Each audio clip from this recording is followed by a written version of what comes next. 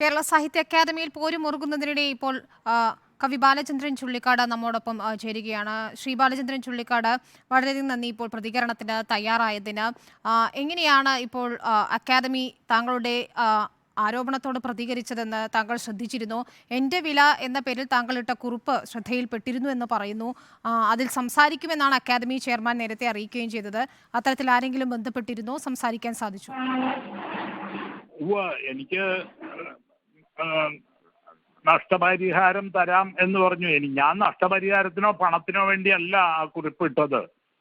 എൻ്റെ പ്രതിഷേധം പണം കിട്ടാത്തതോ അല്ലെങ്കിൽ അക്കാഡമിക്കെതിരെയോ അല്ലെങ്കിൽ സച്ചിദാനന്ദ മാഷ്ക്കെതിരെയോ ഒന്നുമല്ല. നമ്മുടെ സമൂഹത്തിന്റെ മനോഭാവത്തിനും സർക്കാരിന്റെ മനോഭാവത്തിനും എതിരെയാണ് ആയിരുന്നു എൻ്റെ പ്രതിഷേധം. അതായത് ഒരു സർക്കാർ പരിപാടിക്ക് ഇപ്പം അക്കാഡമി തന്നെയും അല്ലെങ്കിൽ സർക്കാർ പരിപാടിക്കും മിമിക്രി കലാകാരന്മാരെയോ നർത്തകരെയോ അല്ലെങ്കിൽ പാട്ടുകാരെയോ അല്ലെങ്കിൽ ചലച്ചിത്ര സീരിയൽ പ്രവർത്തകരെയോ ഒക്കെ വിളിച്ചാൽ പതിനായിരങ്ങളിലും ലക്ഷങ്ങളിലുമാണ് സർക്കാരും സമൂഹവും പ്രതിഫലം കൊടുക്കുന്നത്. അത്രയൊന്നും ഞങ്ങൾക്ക് വേണ്ട. ഞങ്ങൾക്ക് വണ്ടിക്കാശെങ്കിലും തരണ്ടേ? എൻ്റെ മാത്രം കാര്യമല്ല അത്. ഒരുപാട് പേർക്ക് അങ്ങനെ ഒരുപാട് എഴുത്തുകാർക്ക് നിസ്സാര പൈസ കൊടുത്തുള്ള അക്കാദമി എന്ത് ചെയ്യാനാണ്? സർക്കാർ കൊടുക്കുന്നതിൽ അക്കാദമിക്ക് ഞങ്ങൾക്ക് തരാൻ പറ്റുള്ളൂ.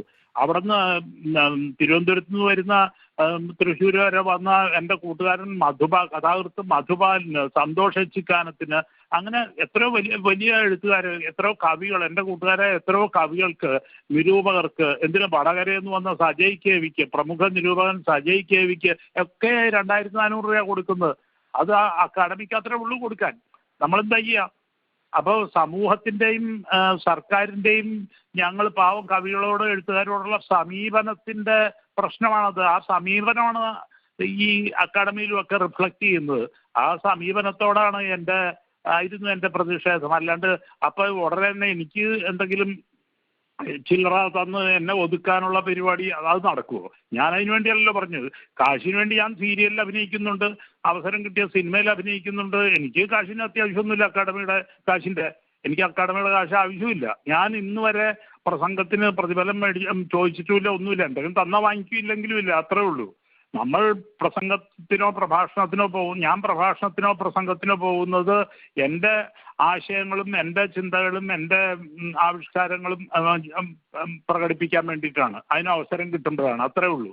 അതിന് പ്രതിഫലമൊന്നും ഞാൻ പ്രതീക്ഷിക്കാറില്ല. പക്ഷെ എനിക്കും എന്നോടൊപ്പമുള്ള കവികൾക്കും അവരുടെ ഒരു മാന്യത പുലർത്താൻ ഒരു കൺവെയൻസിന്റെ കാശെങ്കിലും കൊടുക്കണ്ടേ? വടകരയിൽ നിന്ന് വരുന്നവന്, വയനാട്ടിൽ നിന്ന് വരുന്നവന്, തിരുവനന്തപുരത്ത് നിന്ന് വരുന്നവർ എൻ്റെ കൂട്ടുകാരല്ലേ? ഞങ്ങളൊക്കെ എത്രയോ വർഷങ്ങളായിട്ട് ആത്മമിത്രങ്ങളാണ്. ഞങ്ങൾക്കൊക്കെ ഈ നിസ്സാര പൈസ ആയിരുന്നു. അപ്പം ഞാൻ എൻ്റെ അനുഭവം വെച്ചിട്ട് അത് ജനങ്ങളുടെ മുമ്പിൽ വെളിപ്പെടുത്തിയെന്നേ ഉള്ളൂ. അല്ലാണ്ട് അക്കാഡമിക്കോ അന്താരാഷ്ട്ര സാഹിത്യോത്സവമൊക്കെ വലിയൊരു സംഭവമാണ്. അതൊരു വലിയ സാഹിത്യ സമ്പർക്കത്തിനുള്ള അവസരമാണ്. സച്ചിദാനന്ദ മാഷും അക്കാഡമി പ്രവർത്തകരും ഒക്കെ കഠിന പ്രയത്നം നടത്തി അത് ഇത്രയും ചുരുങ്ങിയ ബഡ്ജറ്റിൽ അത് നടത്തുന്നത്. അതിനെയൊക്കെ നമ്മൾ ആദരിക്കുന്നുണ്ട്. പക്ഷേ ഇതുപോലെ ഈ സിനിമാ താരങ്ങളെ വിളിച്ചൊരു പരിപാടിക്ക് വിളിക്കുമ്പോൾ, അല്ലെങ്കിൽ സീരിയൽ താരങ്ങളെ വിളിക്കുമ്പോൾ, മിമിക്രി താരങ്ങളെ വിളിക്കുമ്പോൾ, പാട്ടുകാരെ വിളിക്കുമ്പോൾ ലക്ഷങ്ങളാണ് കൊടുക്കുന്നത്. പതിനായിരങ്ങളും ലക്ഷങ്ങളുമാണ് കൊടുക്കുന്നത്. ഞങ്ങൾക്ക് അത്രയൊന്നും വേണ്ട. ഞങ്ങൾക്ക് ഞങ്ങളുടെ മാന്യത പുലർത്താനുള്ള കാശ് തന്നൂടെ? വണ്ടിക്കാശ് തന്നൂടെ? തിരുവനന്തപുരത്ത് നിന്ന് വരുന്നവർ 2400 രൂപ കൊടുക്കുന്നത്, വയനാട്ടിൽ നിന്ന് വരുന്നവർ 2400 രൂപ കൊടുക്കുന്നത്. ഞാൻ പ്രതിഫലം മേടിക്കുന്നില്ല. ഞാൻ പ്രസംഗത്തിന് എനിക്ക് പ്രതിഫലവും വേണ്ട. ഞാൻ ചോദിച്ചത് എറണാകുളത്ത് നിന്ന് അവിടം വരെയുള്ള കാറ് കാശാണ്. 67-ാം വയസ്സിൽ എനിക്ക് ഇവിടുന്ന് ഞാൻ ബസ്സിൽ തൂങ്ങിപ്പിടിച്ചോ അല്ലെങ്കിൽ ട്രെയിനിൽ തപ്പിപ്പിടിച്ചോ പോയിക്കൊള്ളണം എന്ന് പറഞ്ഞാൽ നടക്കുന്ന കാര്യമാണോ? എനിക്ക് പറ്റില്ല. എനിക്ക് വീട്ടിലിരുന്നൂടെ? എനിക്ക് എന്താ സമയം കളയണത്? എനിക്കിപ്പോൾ അക്കാഡമിയുടെ ഔദാര്യം വേണോ? താങ്കൾ പറയുന്നത് ആ അർത്ഥത്തിൽ തന്നെ ഉൾക്കൊള്ളുന്നു ശ്രീ ബാലചന്ദ്രൻ ചുള്ളിക്കാട്. പക്ഷേ ഇതിനിടയിൽ അക്കാദമി അധ്യക്ഷൻ ഒരു പോസ്റ്റ് ഇടുകയും അത് പിൻവലിക്കുകയും ചെയ്തിരുന്നു. താങ്കളുടെ ശ്രദ്ധയിൽപ്പെട്ടിരുന്നു എന്ന് എനിക്കറിയില്ല. അതിൽ പറഞ്ഞത് എന്തെങ്കിലും പരാതി ഉണ്ടെങ്കിൽ സെക്രട്ടറിയോട് പറഞ്ഞാൽ പോരെ, ഇതിനെ ഈ സാഹിത്യോത്സവത്തിനെയൊക്കെ അവഹേളിക്കുന്ന തരത്തിൽ ഇത്തരത്തിൽ പ്രതികരിക്കണമായിരുന്നു എന്നൊരു വിമർശനം അദ്ദേഹം പോസ്റ്റ് ഇടുകയും പിന്നീട് അത് പിൻവലിക്കുകയും ചെയ്തിരുന്നു. ശരിയാണ്, അദ്ദേഹത്തിന്റെ കാഴ്ചപ്പാടിൽ അത് ശരിയാണ്. പക്ഷെ എൻ്റെ കാഴ്ചപ്പാടിൽ അങ്ങനെ ചെയ്താൽ സമൂഹത്തെ എനിക്കിത് അറിയിക്കാൻ പറ്റുമോ? ശരിയാണ്. ഈ കെ സച്ചിദാനന്ദനെ പോലുള്ള അദ്ദേഹത്തെ പോലുള്ള ഒരാൾ അക്കാദമി അധ്യക്ഷനായിരിക്കുമ്പോൾ ഇത്തരത്തിൽ അനുഭവം ഉണ്ടാകുന്നത് ശരിയല്ലെന്ന് തന്നെയല്ലേ തോന്നുന്നത്? കാരണം അദ്ദേഹവും ഒരു എഴുത്തുകാരനാണ്. ഇത് സച്ചിദാനന്ദനോടുള്ള സമീപനം ഇത്രയൊക്കെ തന്നെയാണ്. സച്ചിദാനന്ദനോടും ഇങ്ങനെയൊക്കെ തന്നെയാണ് സമൂഹത്തിന്റെ സമീപനം. ഇപ്പൊ ഒരു മിമിക്രിക്കാരന് കിട്ടുന്ന മിമിക്രി കലാകാരന് കിട്ടുന്നതിന്റെ പകുതി പോലും ഒരു പ്രഭാഷണത്തിനോ ഒരു പ്രസംഗത്തിനോ സച്ചിദാനന്ദന് കൊടുക്കൂല ആരും.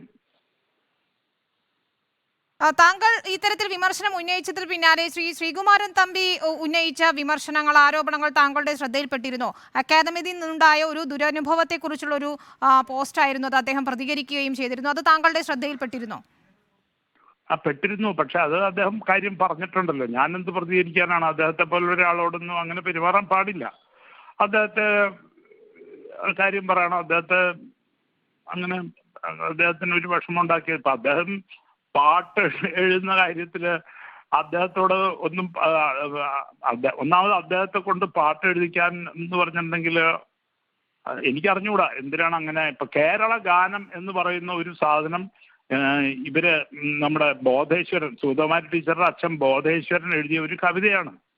ആ കവിത നിലനിൽക്കുന്നു സമൂഹത്തില്. ഇപ്പോ കൃഷ്ണ നീ എന്നെ അറിയില്ല സുഗതകുമാരിയുടെ ഒരു കവിതയാണ്.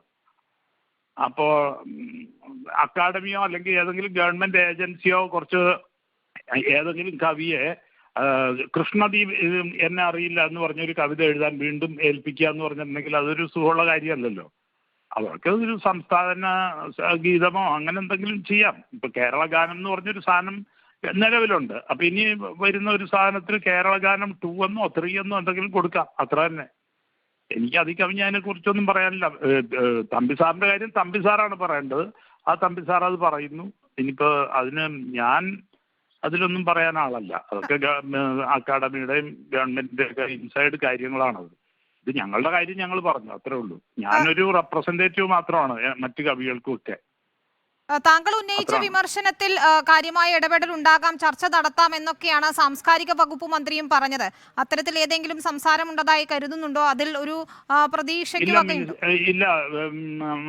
ബഹുമാനപ്പെട്ട സാംസ്കാരിക വകുപ്പ് മന്ത്രി എന്നെ വിളിച്ചിരുന്നു. അപ്പൊ ഞാനിത് പറഞ്ഞു, ഇതാണ് കാര്യം എന്ന് പറഞ്ഞു. അദ്ദേഹത്തിന് കാര്യം മനസ്സിലായി. അത് മോശമായിപ്പോയി, അത് ക്ഷമ ചോദിക്കുന്നു എന്ന് അദ്ദേഹം പറഞ്ഞു. അത് കുഴപ്പമില്ല എന്ന് പറഞ്ഞു. ഞാൻ പറഞ്ഞു അത് കുഴപ്പമില്ല, ഞാനിതൊന്ന് സമൂഹത്തെ അറിയിക്കണം എന്ന് വിചാരിച്ചു, അത്രേ ഉള്ളൂ എന്ന് പറഞ്ഞു. എന്തെങ്കിലും ഒരു മാറ്റം ഉണ്ടാകുമെന്ന് കരുതാമോ? അത്തരത്തിൽ സംസാരങ്ങൾ ഉണ്ടായോ? ഇല്ല, അതൊക്കെ സമൂഹത്തിൽ ഒരു അവബോധം ഉണ്ടായി വന്ന, ഒരു പ്രഷർ ഉണ്ടായി വന്നാലല്ലേ അത് സർക്കാരിനെ സ്വാധീനിക്കൂ. സർക്കാരിനെ സ്വാധീനിച്ചാലല്ലേ അതിനനുസരിച്ചുള്ള ഒരു നയവും തീരുമാനവും ഒക്കെ സർക്കാരിന്റെ ഭാഗത്തു നിന്ന് ഉണ്ടാവൂ. അപ്പോഴല്ലേ സാംസ്കാരിക വകുപ്പിനൊക്കെ ബഡ്ജറ്റിൽ കുറച്ചും കൂടി പൈസ നീക്കി വയ്ക്കുക എന്തെങ്കിലുമൊക്കെ ചെയ്യുള്ളൂ. അപ്പോൾ എഴുത്തുകാർക്ക് കുറച്ചും കൂടി മാന്യമായിട്ട് പ്രതിഫലം കൊടുക്കണം, അല്ലെങ്കിൽ കൺവെൻസിനെങ്കിലും മര്യാദയ്ക്ക് കൊടുക്കണം എന്നൊക്കെ ഉള്ളൊരു ഒരു ധാരണ സമൂഹത്തിലുണ്ടാകുമ്പോഴല്ലേ അതിന്റെ റിഫ്ലക്ഷൻ ആയിട്ടല്ലേ അക്കാഡമിയിൽ അവസാനമാണ് അക്കാഡമിയിലൊക്കെ വരിക അത് തീരുമാനമായിട്ട്. അപ്പൊ ഞാനൊന്ന് ചെറിയൊരു ശ്രമം നടത്തുന്നു, ആളുകളെ ഈ ഇഷ്യൂ ഒന്ന് സമൂഹത്തിൽ അറിയിക്കാൻ. ഞങ്ങളെയൊക്കെ ഇങ്ങനെയാണ് അല്ലെങ്കിൽ ഞങ്ങളൊക്കെ എന്തോ ഈ മിമിക്രി കലാകാരന്മാരെ പോലെ, നർത്തകരെ പോലെ, പാട്ടുകാരെ പോലെ എന്തോ വലിയ കാശ് ഞങ്ങൾക്ക് കിട്ടുന്നുണ്ടോ എന്നുള്ള തെറ്റിദ്ധാരണ സമൂഹത്തിനുണ്ടാവുമല്ലോ. അപ്പൊ ഞങ്ങളുടെ ഗതികേട് സമൂഹത്തിനൊന്ന് അറിയിക്കണമല്ലോ.